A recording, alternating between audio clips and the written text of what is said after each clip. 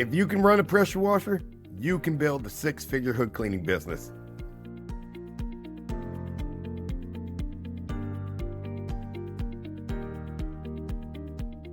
Restaurants are legally required to clean their kitchen exhaust systems.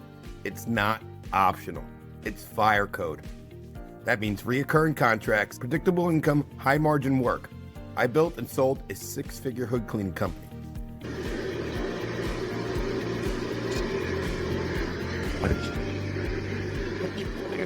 Now I teach serious people how to get certified properly, understand NFPA 96 compliance, land restaurant contracts, build a real business, not just a job.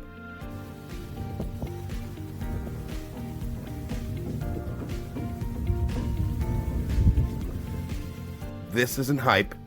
It's a trade most people don't even know exists. If you're serious about building income in your city, click below and get the details.